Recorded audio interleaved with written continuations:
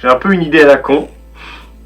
C'est si on prenait une Stark Varg, donc je rappelle les chiffres, 115 kg à peu près, 80 chevaux. Si on prenait une Stark Varg, la motocross, et qu'on en faisait une moto de piste. Le projet Stark GP. Voilà, ben il est quasi fini, c'est là. Et je vous explique ça tout de suite dans les vidéos suivantes. Une fourche de KTM 390 125 RC, c'est juste les roulements à changer ici. Alors, on vient de recevoir les roulements. Les roulements coniques. Alors 60 balles le roulement, l'intérêt ça fonctionne. Oh le stress. Si ça marche pas, il va y avoir un peu de taf encore. Bref, donc il est comme ça le truc. Celle-ci, j'en ai pas besoin celle-là. On va la mettre de côté. Voilà. Ah, problème. Non, si ça devrait le faire, ça devrait le faire. Oui, ça devrait le faire. Oui, ça, on va voir. Il n'y a plus qu'à monter, voir si ça marche une fois monté aussi. Monter. Ça, c'était les roulements d'origine. Et ça, c'est les roulements que j'ai changés. Donc, bon, c'est des coniques. Comme, exactement comme ceux-là, quoi. Comme ceux d'origine. Alors, d'origine, c'est du conique comme ça. Donc, j'ai remplacé les billes que vous avez vues plus loin par les coniques, comme on vient de voir là, qui sont intérieures. Et ensuite, tout ce qui est derrière la colonne, après, tout ça, c'est du KTM. Donc, roues, freins, garde-boue, voilà. Livraison de la roue arrière de Derby. Test. Normalement, ça passe. Putain, ça passe large, ouais. C'est bon, ça. Bon, il n'y a plus qu'à virer les roulements et mettre les bons. Couronne, c'est pas le bon pas, hein. La chaîne est plus grosse que la chaîne qu'il y avait là-dessus, puisque ça c'était une 125 forcément. Donc il faut retrouver une couronne avec le bon pas de chaîne en 5 vis. En 5 vis et avec le bon diamètre central ici de l'axe de roue. On a reçu un colis RS Factory. Donc c'est... Mais un autocollant. La couronne qui est une couronne d'Aprilia RS si je dis pas de conneries. Et le frein à disque, c'est un disque de Riju si je dis pas de conneries. Ouais. Oui, c'est ça.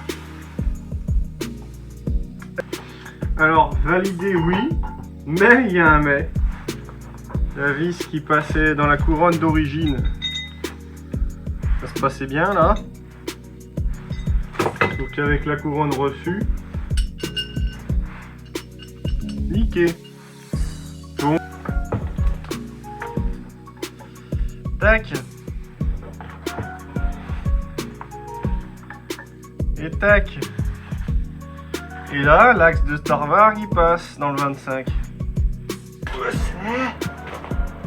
Pro taper. Voilà, voilà. La belle baie de chaque côté. On va pouvoir installer le guidon. Ça, c'est cool. Et voilà. Ah, ça doit être l'amortisseur arrière de compète. C'est un amortisseur de RC4R. Alors, maintenant, il faut prier. WP, putain, ça c'est pour moi tous. Il faut prier pour que la cartouche là, elle passe bien derrière.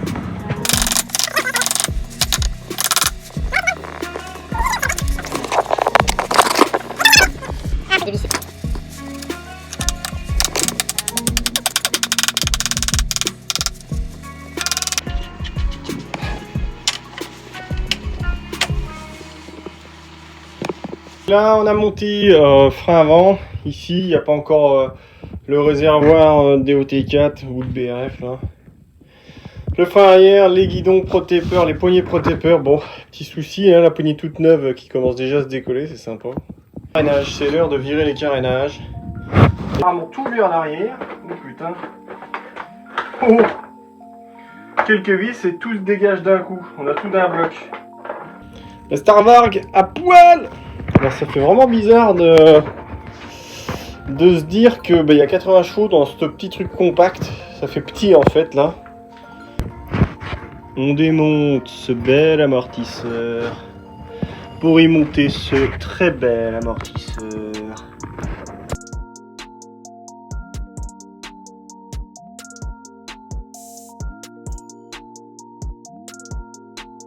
On était à 647 à l'arrière avec cet amortisseur. Maintenant avec le nouveau on est à 610. Donc on perd à peu près 4 cm de hauteur derrière. Maintenant avec le nouvel amortisseur. Impeccable. Oh. Oh. Alors on est à l'épisode entre-toise de la roue arrière. Donc la roue arrière d'origine elle a fait 180 mm de large. Donc il crée ici entre le bras oscillant à l'arrière. Et donc moi il faut que je retrouve 180 avec ma nouvelle roue de derby. Donc j'ai mon entretoise centrale qui devra faire 139. Mes roulements ils font 16 de large. Là j'ai regardé pour que ma chaîne soit bien dans l'axe, il me faut une entretoise de 4 mm.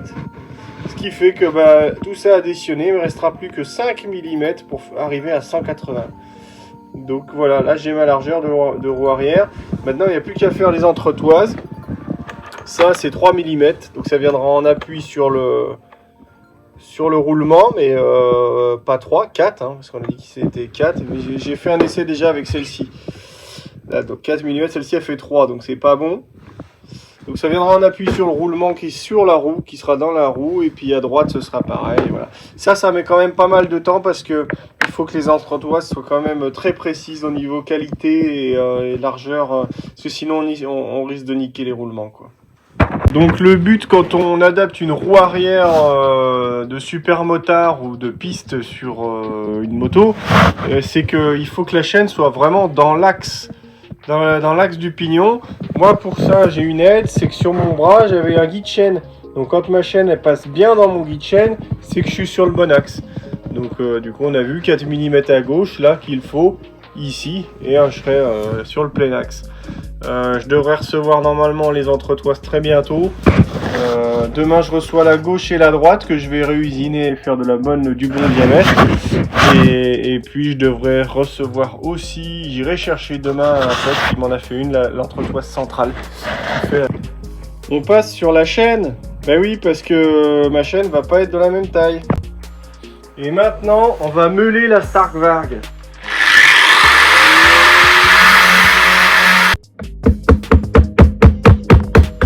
Voilà. Alors, je passe les détails de la suite. Oh bah, oui, après ça s'enlève la main. La nouvelle chaîne en or qui brille. Alors, qu'est-ce qui se passe aujourd'hui? C'est un grand jour parce que, enfin c'est peut-être un grand jour parce que on a reçu la nouvelle couronne, plus petite. Donc la chaîne va pouvoir passer. Parce que ça c'était le problème du coup. La chaîne passait pas parce que trop courte, ou alors si je rajoute un maillon, et ben ça se retrouve trop en arrière. Donc j'ai commandé une couronne plus petite. Voilà, le chien. Et pourquoi aussi? Parce que mon cher ami Romain m'a fait des entretoises de haute qualité.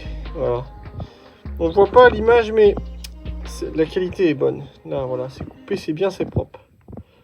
C'est bien plat, voilà, c'est important pour une entretoise, sinon on nique les roulements. Donc, théoriquement, la Starkvarg devrait rouler aujourd'hui. Bon, mais voilà, c'est ce que je pensais, ça marche pas. C'est-à-dire que je suis obligé de trop reculer l'axe de la roue arrière pour que la chaîne soit à une bonne tension. Donc en fait, si je l'avance à fond comme là, je peux enlever un maillon. Donc on va enlever un maillon. Et voilà, le roulement vient d'être monté, la chaîne vient d'être modifiée avec un maillon de moins. Et là, cette fois-ci, voilà, fait un peu tendu, mais voilà, il y a du jeu là. Et en gros, là, c'est bon, je peux la régler comme je veux. Avec l'usure, je vais pouvoir l'écarter. Et là, quand je tourne la roue, je vais la ramollir un peu quand même. Il n'y a rien qui frotte ici, tout passe nickel. Là, c'est pareil, rien qui frotte, pas de vis. C'est beau, c'est propre. Et bon, allez, on va faire le test. Là, on n'attend pas que le compteur il démarre, rien à faire. Hop, on est en première, on tourne la poignée. Voilà, la première Stark GP existe. Pas beau ça?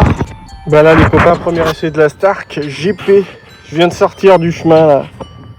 Véridique, c'est mes premiers tours de roue. Alors autant dire que les amortisseurs, c'est pas les mêmes que ceux d'origine forcément. Et j'ai que le frein arrière, j'ai pas de frein avant.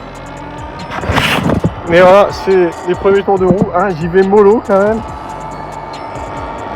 Parce que c'est un prototype. Ça roule, oh putain, ça fait plaisir. Ouais, les amortisseurs, ça tape sur le cul par rapport à la crosse, hein, forcément. Et c'est bien plus bas là. Là, c'est plus bas. Putain, je sens que ça va faire un truc sympa quand même. Donc j'ai mis quelques modes là, 25 chevaux, 27 chevaux. Et un mode à 55 chevaux. C'est ça qui est hallucinant, c'est qu'autant à 55 chevaux, elle va en cross, mais là, comme elle est super basse sur la route, elle lève pas du tout, quoi. Le 0 à 100, elle doit le faire, elle doit le torcher en quelques secondes, quoi. Même pas. Oh putain, ça patine. Ouais, il n'y a pas de grip. Oh la vache. Ouais, ça grippe. Il n'y a pas de grip. J'ai cramé le pneu arrière. Voilà la bait. Bon, on pourra faire des commandes reculées, quoi.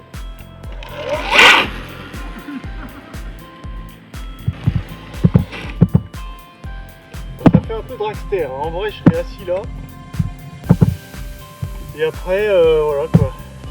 Une Stark GP. C'est beau ça. Alors, combien ça prend ?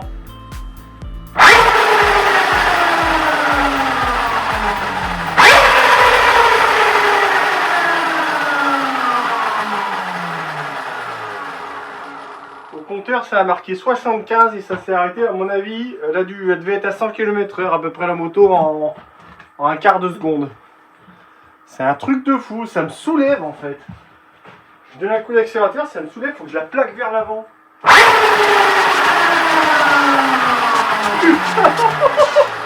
La vache! Ça c'est de la Stark GP. Elle est pleine de boue, j'en ai foutu partout sur la lumière. Voilà, beau travail de la Stark GP, voilà. Hein. Beau travail aussi sur la combinaison. Voilà, bien comme il faut. Tout ce qui est dans l'axe de la roue arrière, tout a pris. Dans les mêmes sur le front, ça.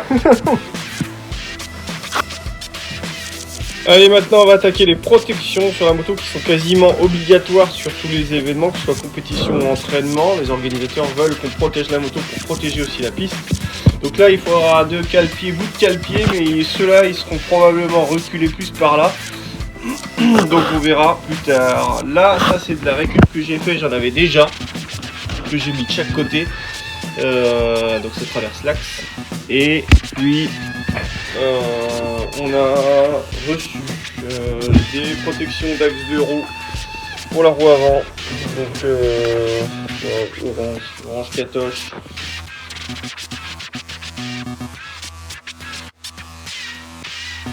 Comme ça. Mais bon.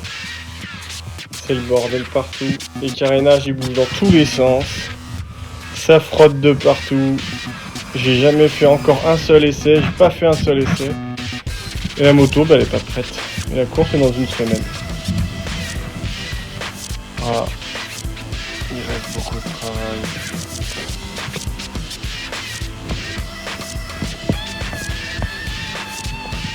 Oh, un chien de course! Mon Dieu, comment vite! Oh, la fusée!